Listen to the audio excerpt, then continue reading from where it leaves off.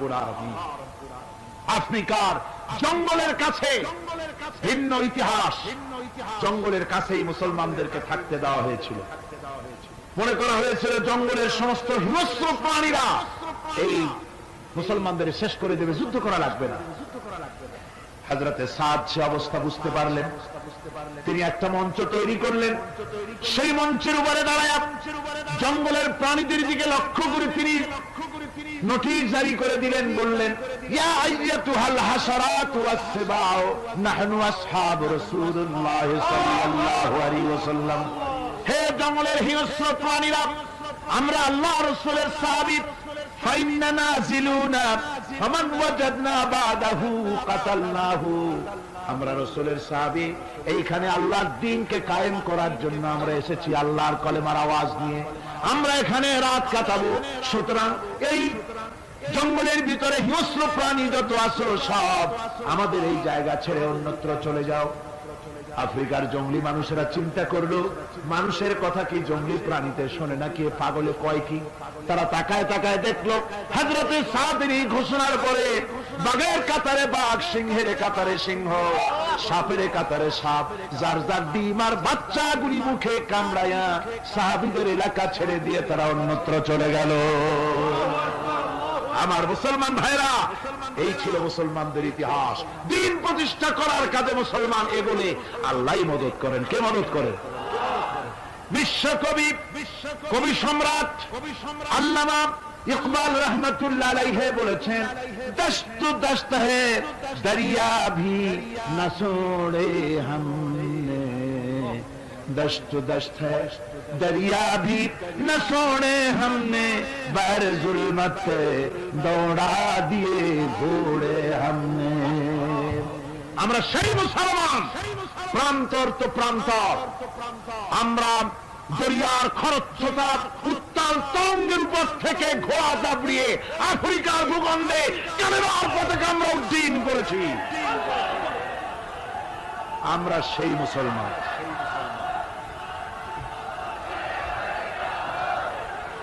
একটুখানি জিকির করেন, লা ইলাহা ইল্লাল্লাহ, লা ইলাহা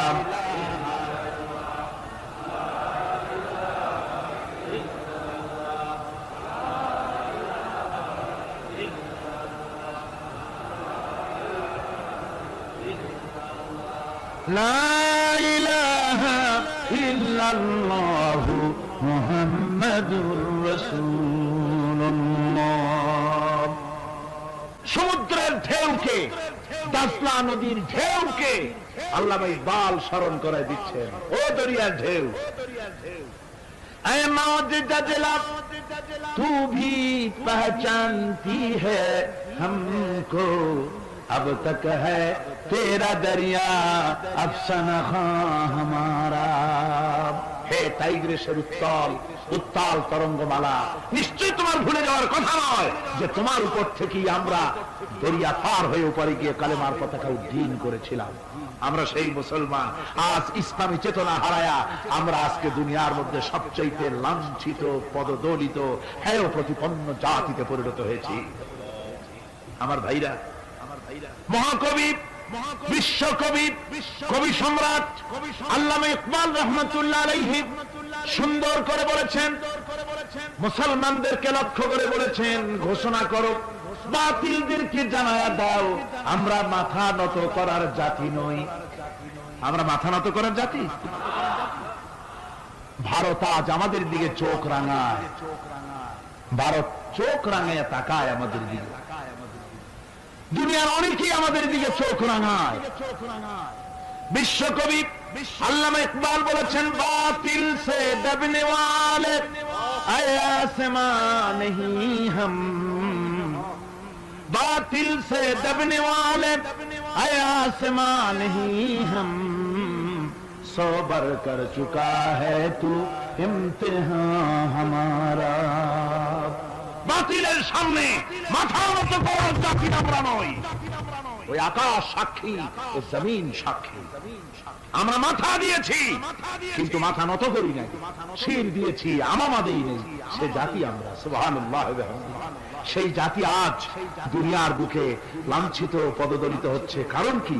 কারণ হচ্ছে একমাত্র এই যে আমরা আমাদের জীবনের উদ্দেশ্য ভুলে গিয়েছি।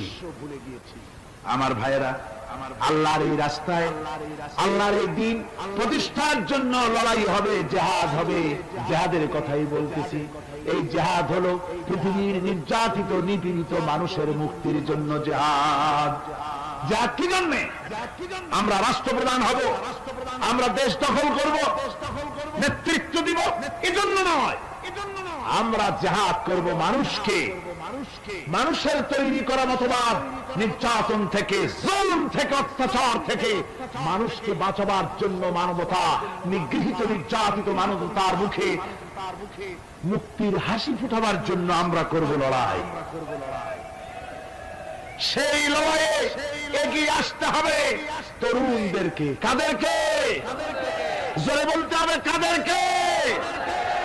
তরুণদের আসতে হবে, যুবকদের আসতে হবে। আমার আনন্দে বুক ভরে যায় যখন দেখি মাহফিলে, আজকে তো এই মাহফিল কোরআনে কারীমের কথা এই ভূখণ্ডে আল্লাহ বলার তৌফিক দিয়েছেন। 35টি বছর পার হয়ে গেছে, জীবনের 35টি বছর কোরআনে কারীমের সামান্য একটু খেদমত করার তৌফিক আল্লাহ পাক দান করেছেন। যখন এই কাজ প্রথম শুরু করি তখন দেখেছি মাহফিলে যারা আছে তাদের 95% দাড়ি পাকা বুড়া মানুষ। কিন্তু দিন যত যেতে লাগলো, দিন যত যেতে লাগলো, 71 পার হয়ে গেল, 72, 73, 74 এলো, আস্তে আস্তে দেখা গেল চিত্র উল্টে গেল। আজ মসজিদে তরুণদের জন্য জায়গা পাওয়া যায় না। যারা মসজিদে যায় সব তরুণ। যারা আগে হজে যেত সব বুড়া মানুষ, পাস করার আর কোন বয়স নাই, তখন যেত হজ করতে। এখন আলহামদুলিল্লাহ তরুণেরা যায় হজ করতে বেশিরভাগ। আজকের মাহফিল দেখুন, দাঁড়ায় দেখতে বলি নেই, জায়গায় বসে আর ডাইনে বা একটু তাকায় দেখেন কারা বেশি, দাড়ি পাকা না যুবক? যুবক আর তরুণ দিয়ে আল্লাহর এই মুজাহিদ, আল্লাহর এই গোলামদের দিয়ে আল্লাহ মাহফিল ভরে দিয়েছেন। জোরে কোন সুবহানাল্লাহ, জোরে কোন আলহামদুলিল্লাহ। এই তরুণ যুবকরাই হচ্ছে ইসলামের সম্পদ। ইসলামের সম্পদ কে? তরুণ আর যুবকেরা। তোমাদের অবদান ইসলামে সব চাইতে বেশি। মনে রাখবেন যুবকেরা, শোনো, ইসলাম প্রতিষ্ঠিত হয়েছে তোমাদের রক্তের উপরে। কাদের রক্তের উপরে? যুবকদের রক্তের উপরে।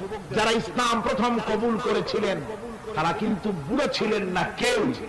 প্রথম যে ব্যক্তি ইসলাম কবুল করলেন হযরতে সাইয়্যিদুনা আবু বকর সিদ্দিক রাদিয়াল্লাহু তাআলা আনহু, বয়স ছিল 37 বছর। 37 বছর বয়সে দাঁত টাত পড়িয়া খুনখানা বুড়া হয়ে গেছিল নাকি?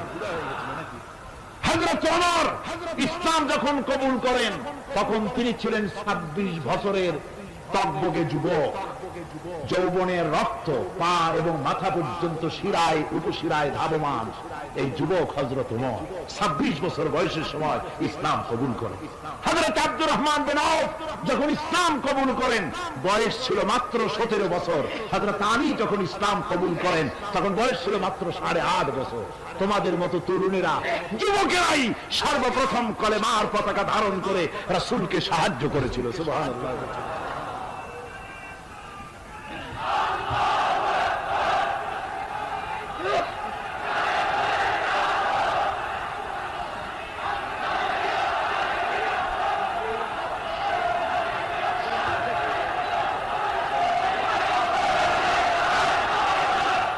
মুসলমান ভাইরা থামুন, আমার ভাইরা,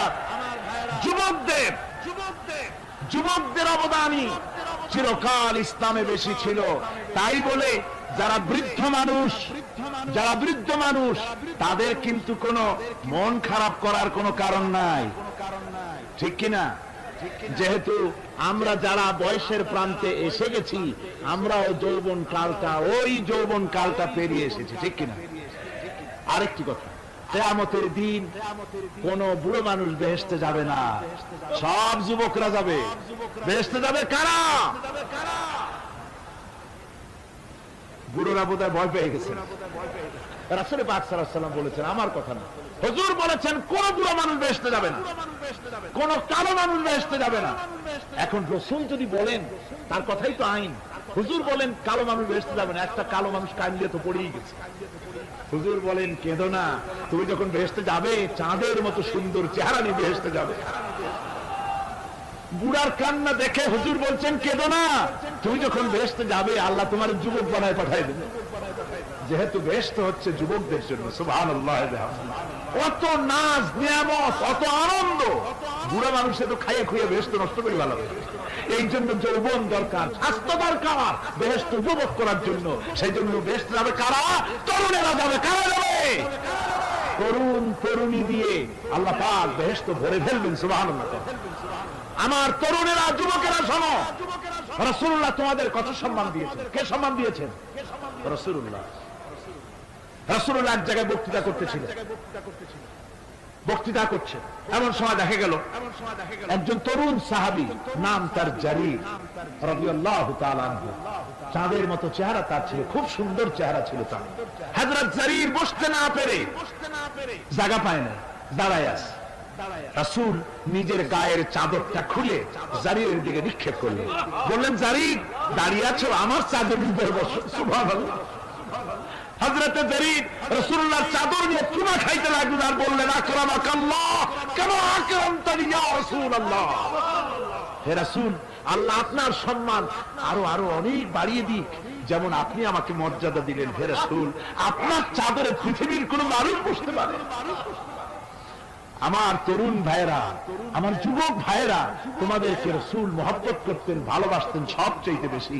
তোমরা আজ বাতিলের শিকার। কার শিকার? বাতিলের শিকার। তোমাদেরকে কি দেওয়া হয়? যে সব রাজনৈতিক দলের যুবক যারা তোমরা এখানে আছো, জিজ্ঞেস করি তোমাদের নেতারা তোমাদেরকে কি দেয়? দেয় অস্ত্র, দেয় টাকা, দেয় নারী ভোগ করার জন্য পয়সা, তোমাদের চরিত্র ধ্বংস করার জন্য সব রকমের হাতিয়ার তুলে দেয়। তোমাদের হাতে শোভা পায় কলম, হাতে শোভা পায় খাতা, হাতে শোভা পায় বই। বই খাতা কলমের পরিবর্তে তোমাদের নেতারা তোমাদের হাতে তুলে দেয় স্টেন গান, তুলে দেয় হেরোইন, তুলে দেয় টাকা। এরা তোমাদের নেতা নয়, এরা তোমাদের জীবনের দুশমন। কি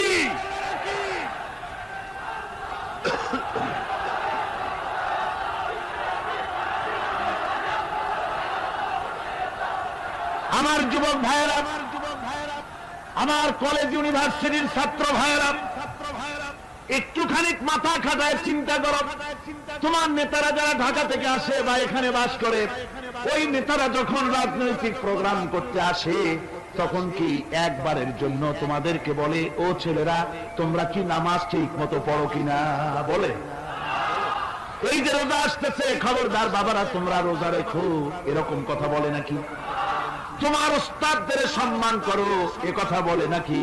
বরং টাকা দেয়, পয়সা দেয়, যে শিক্ষক তোমার মতের উল্টা করবে ঠ্যাঙ্গাইয়া জনমের মতো টাইট করে দিবা। ঠিক কিনা? তোমার নেতারা কি কোনদিন বলে নাকি ও আমার সংগঠনের ছেলেরা মা বাপের খেদমত করবে, মা বাপের সম্মান করবে, খবরদার মা বাপের সঙ্গে বেয়াদবি করবে না, সন্ত্রাস করবে না, অস্ত্রবাজি করবে না, মানুষকে কষ্ট দিবে না, এমন কোন কথা বলে না। আমার যুবকেরা শোনো, ওরা টাকা দিয়ে, অস্ত্র দিয়ে, পয়সা দিয়ে, মদ দিয়ে ওরা নিজেদের ক্ষমতা টিকায় রাখার জন্য তোমাদেরকে লাঠির মতো ব্যবহার করে। সুতরাং আজকে তরুণদেরকে বুঝতে হবে, তরুণেরা ভালো করে বোঝো, তোমরা রাসূলের সৈনিক।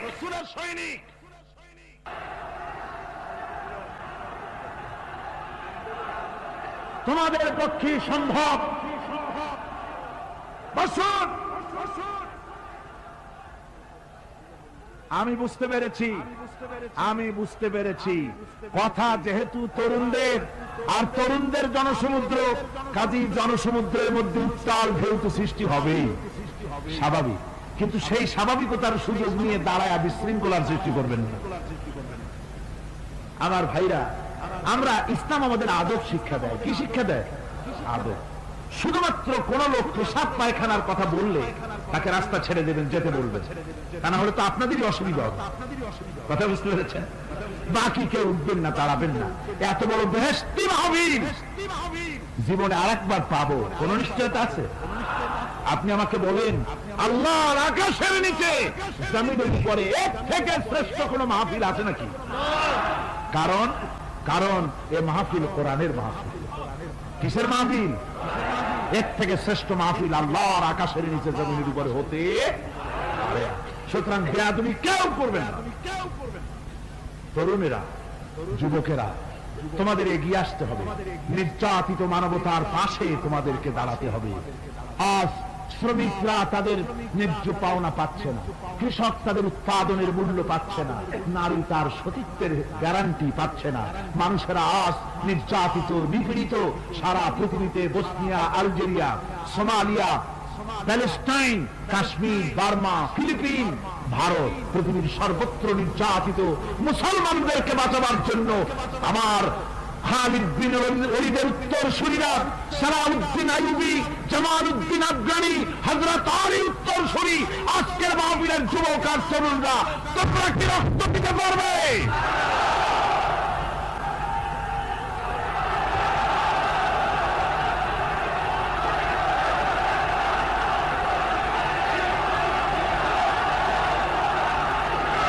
আমার মুসলমান যুবকেরা, আল্লাহর রাস্তায়, আল্লাহর রাস্তায়, আল্লাহর রাস্তায় রক্ত দিলে তার অবস্থা কি হবে শোনো। আল্লাহ রাব্বুল আলামিন বলেছেন, ওয়ালা তাকুলু লিমান ইউকতালু ফি সাবিলিল্লাহি আমওয়াত বাল আহইয়াউ ওয়ালাকিন লা তাশউরুন। আল্লাহ রাব্বুল আলামিন বলেন, আমার রাস্তায় যারা নিহত হয়েছে, আমার রাস্তায় যারা জীবন দিল, ওরা মরে গেছে এই কথা তোমরা বলো না। ওরা জিন্দা। ওরা কি? আমার রাস্তায়, আমার দিন প্রতিষ্ঠার জন্য, মানবতার মুখে হাসি ফুটাবার জন্য, নির্যাতিত মানবতার গোলামীর জিন্দির থেকে তাদেরকে বাঁচাবার জন্য সংগ্রাম করতে গিয়ে যারা জীবন দিল, ওরা মরে নাই, ওরা জিন্দা। ওরা কি? জিন্দা। আল্লাহ বলেন, আল্লাহ পাক বলেন, ওরা জিন্দা তোমরা জানো না, আমার কাছ থেকে তারা রিজেক্ট প্রাপ্ত হয়। যারা শহীদ হয়, শাহাদাতের কথা শুনে যাদের ভয় লাগে, অস্ত্রের খোঁজা খায়া, গুলি খায়া, ব্যানেট খায়া, ড্যাগারের বুটা খায়া মরা, জানি কত যন্ত্রণা। নবীজি বলতেছেন, আন আবি হুরায়রা রাদিয়াল্লাহু তাআলা আনহু আন্না রাসূলুল্লাহ সাল্লাল্লাহু আলাইহি ওয়াসাল্লাম মা ইয়াজিদু আশ-শাহীদু মিন মাসসিল কাতল কামা ইয়াজিদু আহাদুকুম মিন মাসসিল কারছা। তিরমিজি, নাসাঈ। আল্লাহ নবী বলেছেন, হযরত আবু হুরায়রা হাদিসটি বর্ণনা করেছেন, নবীজি বলেছেন, শাহাদাতের মওত হলো তোমাদের কেউ যদি আরেকজনকে একটা চিমটি কাটে, ওই চিমটি কাটায় যতটুকু যন্ত্রণা, শাহাদাতের মওতের এর চাইতে বেশি কিছু যন্ত্রণা নয়। শাহাদাতের মওতটা হচ্ছে একটা সেতু। এটা কি সেতু? এটা ব্রিজ। এপারে দুনিয়া, ওপারে আল্লাহ। সুবহানাল্লাহ ওয়া বিহামদিহি। মরার সাথে সাথে দিদার ইলাহি নসিব হয়ে যাবে। সুবহানাল্লাহ। সাহাবায়ে কেরাম, আপনি চিন্তা করেন, তাদের মা, বাবা, বিবি, বাল, বাচ্চা, সন্তান সবকিছুকে ফেলে রেখে আল্লাহ দ্বীনের জন্য রক্ত দিতে পেরেছেন। কি কারণে? জীবনকে তাদের কাছে তুচ্ছ মনে হয়েছে। এই জীবন জীবন নয়। ওই জীবনই তো সবচেয়ে সেরা জীবন, যে জীবনে আমার মাওলা আমার উপরে খুশি হয়ে যাবে, সুবহানাল্লাহ, আমার মাবুদ আমার উপরে খুশি হয়ে যাবে। ওইটা হচ্ছে সবচেয়ে নিয়ামতের মৌত। এই জন্য হুজুর সাল্লাল্লাহু আলাইহি ওয়াসাল্লাম বলেছেন, কেউ যদি শাহাদাতের তামান্না করে দিল থেকে, সে যদি তার বিছানায় মরে, আল্লাহ পাক ওটাকে শাহাদাত হিসেবে ধরে নেবে। হযরত ওমর রাদিয়াল্লাহু তাআলা আনহু দোয়া করতেন, আল্লাহুম্মা রযুকনি শাহাদাতান ফি সাবিলিক ওয়াজআল মাউতি ফি বালাদি রাসূলিক। আয় আল্লাহ, তুমি দয়া করে মেহেরবানি করে আমাকে শাহাদাতের পেয়ালা পান করাও। শাহাদাতের মওত সবচেয়ে নিয়ামতের মওত। কিয়ামতের দিন এই শহীদ তার আত্মীয়-স্বজনের ব্যাপারে 70 জন লোকের ব্যাপারে আল্লাহর কাছে সুপারিশ করার মতো পাওয়ার লাভ করবে। শহীদ ভাইরা, এই শাহাদাত নসিব হওয়ার জন্য তামান্না আমাদের দিলের মধ্যে থাকা উচিত। আল্লাহ দ্বীন প্রতিষ্ঠার জন্য প্রয়োজনে আমরা জান দিব, মাল দিব। পারবো না? পারবো কিনা? আমার ভাইরা, আব্দুল উজ্জা মক্কা শরীফে বাড়ি, 20 বছরের যুবক, কলিজার মধ্যে সবসময় চায় এতিম মানুষ, বাপ মারা গেছে একেবারে ছোট অবস্থায়, খুব গরিব। চাচা তাকে বড় করেছে, চাচা তাকে ঘর দিয়েছে, বাড়ি দিয়েছে। বুখারীর হাদিস, বুখারী শরীফ এসেছে। বাড়ি, ঘর, জায়গা, জমি, সোনা দানা, টাকা পয়সা, উট ঘোড়া সব দিয়েছে, প্রতিষ্ঠিত করে দিয়েছে। কিন্তু আব্দুল উজ্জা শান্তি পায় না। রাসূল পাক সাল্লাল্লাহু আলাইহি ওয়াসাল্লাম দ্বীনের দাওয়াত দিচ্ছেন, মন চায় তাওহীদের এই সুরা সেও পান করে, কিন্তু চাচার ভয়তে পারে না। মনটা চাচ্ছে, হা চাচা যদি ইসলাম কবুল করতো তাহলে আমার জন্য ব্যাপারটা সহজ হয়ে যেত। এভাবে চিন্তা করতেছে। হঠাৎ একদিন রাসূল পাক সাল্লাল্লাহু আলাইহি ওয়াসাল্লাম হিজরত করলেন। এরপরে আব্দুল উজ্জার ধৈর্যের বাঁধ ভেঙে গেল। আব্দুল উজ্জা গিয়ে বলছে, চাচা মুহাম্মদ সাল্লাল্লাহু আলাইহি ওয়াসাল্লামের নাম তো নিশ্চয়ই শুনেছেন। বলে, হ্যাঁ শুনেছি। তিনি যে ইসলামের দাওয়াত দেন ওটা আপনার কাছে কেমন লাগে? তার মানে বলছে যে আমার কাছে তো খুব ভালো লাগে। চাচা ইসলাম কি কবুল করবেন? এই অগণিত মূর্তির সামনে মাথা নত করে আমাদের কোনো লাভ নাই। এই মূর্তিগুলি আমাদের কোনো সাহায্য করতে পারে না। এক আল্লাহ বিশ্বাস করার জন্য মুহাম্মদ সাল্লাল্লাহু আলাইহি ওয়াসাল্লাম আমাদের বলেছেন। চাচা বলছে, খবরদার, এই কথা যদি আবার উচ্চারণ করো তাহলে আমি তোমাকে যা দিয়েছি সব ছিনায় নিয়েছি। আব্দুল উজ্জা বলছেন, তাহলে আর আমি সহ্য করতে পারলাম না। চাচা আপনার সামনেই আমি ঘোষণা করলাম, একদিন চাপা রেখেছি আর পারলাম না। আমি ঘোষণা করে দিলাম, লা ইলাহা ইল্লাল্লাহু মুহাম্মাদুর রাসূলুল্লাহ। চাচা বলল, তুমি এর পরিণতি জানো? আব্দুল উজ্জা বলল, কি পরিণতি? চাচা বলতেছি, কলেমা পড়ার কারণে আমি তোমাকে যা দিয়েছিলাম, ঘোড়া দিয়েছি, উট দিয়েছি, বাড়ি দিয়েছি, সব আমি তোমার কাছ থেকে ছিনাইলাম, সব ফেরত দিতে হবে। তিনি বললেন, আমি রাজি আছি, আমি রাজি আছি। আপনি আমার সোনা দানা, ঘোড়া, উট আর ঘর বাড়ি যা দান করেছেন, এই দুনিয়াটার মালিক যদি আমার বানাই দিতেন, আমি এর বিনিময়ে কলেমা পড়া থেকে আর আমি নিজেকে থামায় রাখতে পারি না।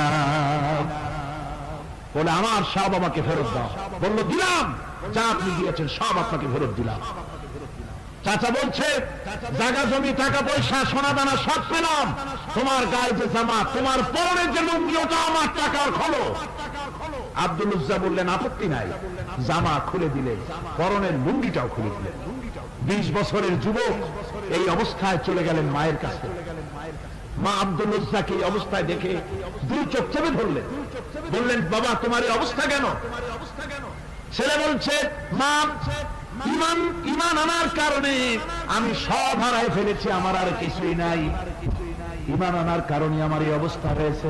মা বলছে, বাবা আমার কাছে কি চাও?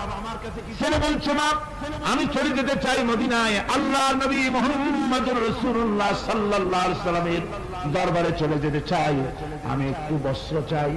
মা একটা পুরানা কম্বল তার হাতে দিয়ে দিলেন।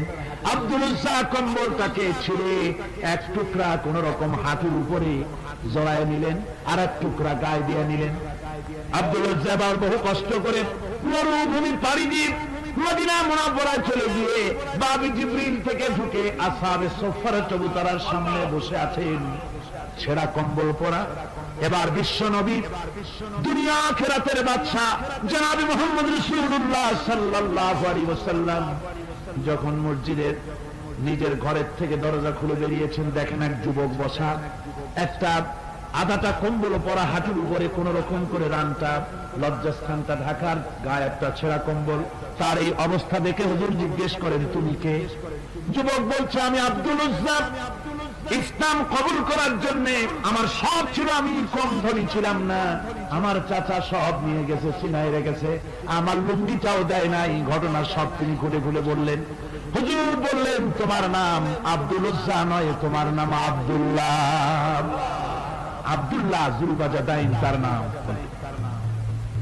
হযরত আব্দুল্লাহ জুলবাজাদাইনকে রাসূলুল্লাহ দিয়ে দিলেন, আসহাবে সুফফাদের সাথে মিলাই দিলেন, এখানে থাকো, খাবার আসতে পরে খাবে। তাদের সব সময় খাবার থাকতো না, আসাবে সোফায় তারা থাকতেন, যাদের ঘর নাই, বাড়ি নাই, থাকার জায়গা নাই। ক্ষুধার জ্বালা যখন তারা অতিষ্ঠ হয়ে যেতেন, নবীজি ঘরের থেকে তাহাজ্জুদের জন্য যখন বেরোতেন, ক্ষুধার্ত সাহাবীরা রাসূলের চেহারা দেখার সঙ্গে সঙ্গে ক্ষুধা নিবৃত্ত হয়ে যেত। হযরত রাসূল পাক সাল্লাল্লাহু আলাইহি ওয়াসাল্লাম আব্দুল্লাহকে ওনাদের মধ্যে ফিরিয়ে দিলেন। আব্দুল্লাহ এবার কোরআন শরীফ পড়ে, কোরআন শরীফ পড়তে গিয়ে আর চিল্লায় চিল্লায় তিনি পড়েন, আস্তে আস্তে পড়েন না। সাহাবীরা বিরক্ত হয়ে রাসূলের কাছে নালিশ করলেন যে বড় চিল্লায় কোরআন পড়ে আমাদের নামাজেও ডিস্টার্ব হয়। হুজুর বলেন, সাহাবীরা কেউ আব্দুল্লাহর ব্যাপারে কোনো কথা বলবে না, তারে চিল্লাইতে দাও, যেহেতু ঈমানের জন্য তারে বড় মূল্য দিতে হয়েছে। পরনের লুঙ্গিটা পর্যন্ত আনতে পারে নাই, যত খুশি চিৎকার করেছে আল্লাহর কালাম পড়ুক। তাবুকের যুদ্ধ, রাসূলুল্লাহ তাবুকের দিকে রওনা করেছেন, 30,000 সৈন্য নিয়ে রওনা করেছেন। ওই জিহাদে মানুষেরা প্রাণ ভরে রাসূলুল্লাহকে সাহায্য করেছেন। মেয়ে লোকেরা নাকের ফুল, কানের দুল, গলার হাল খুলে খুলে রাসূলের কদম মোবারকে দিয়ে দিয়েছে। ধনীরা টাকা পয়সা সব দিয়েছে। হযরত আবু বকর তো যা ছিল সব এনে দিয়েছে, কিছু ছিল না ঘরে। রাসূলুল্লাহ রওনা করলেন। প্রতিমধ্যে হযরত আব্দুল্লাহ জুলবাজদাইন আল্লাহ নবীর খেদমতে হাজির হয়ে বলেন, হুজুর সবাই তো সব দিল, আমার কিছুই নাই, কিছু দিতে পারলাম না। হুজুর আপনি আমার জন্য দোয়া করেন, আমি যেন এই তাবুকের ময়দানে কাফেরদের বিরুদ্ধে লড়াই করে যেন শহীদ হয়ে যেতে পারি। মাল দিতে পারি নাই, কিন্তু আল্লাহর জন্য যেন আমার জীবনটা দিয়ে দিতে পারি। ও চট্টগ্রামের যুবকেরা, তরুণেরা, তোমাদের মতো 20 বছরের তরুণ হযরত আব্দুল্লাহ জুলবাজদাইন শাহাদাতের তামান্না করে রিসালাতে মাহবের কাছে দাঁড়িয়েছে।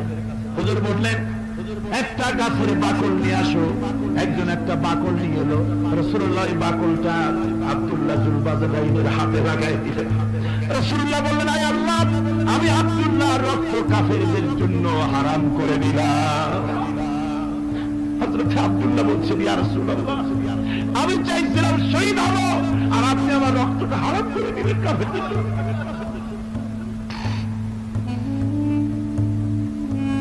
আল্লাহ নবী বলেন, আব্দুল্লাহ রে, কোন চিন্তা করো না, তোমার মৃত্যু যদি জ্বরেও হয় আল্লাহ রাব্বুল আলামিন তোমার শাহাদাতের দরজা দিয়ে দিবেন।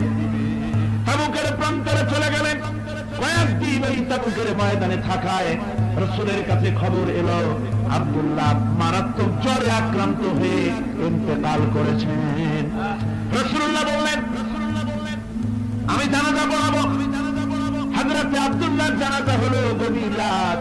কবরের ভিতরে একজন দাঁড়ায়া লাশ ধরার জন্য একজন কবরের ভিতরে দাঁড়িয়েছে। 2 জন লোকে লাশ নিয়ে আসতেছে। হযরত বেলাল আমল চুকুরি দাঁড়ায় ধরে আছে। অন্ধকার রাত, কবরের ভিতরে একজন দাঁড়ানো, লাশ নিয়ে এসেছে দুজনে। কবরের ভিতরে যিনি দাঁড়ানো তিনি বলছেন, এই লাশকে তোমাদের ভাইকে আদরের সাথে কবরে রাখো। কবরের মধ্যে যিনি দাঁড়ানো তিনি আর কেউ নয়, বিশ্বনবী মুহাম্মদ রাসূলুল্লাহ সাল্লাল্লাহু আলাইহি ওয়াসাল্লাম। হযরত রাসূলুল্লাহ বলতেছেন, আবু বকর আমার, তোমাদের ভাইকে আদবের সাথে কবরে রাখো, খবরদার বেয়াদবি করো না। কবরের মধ্যে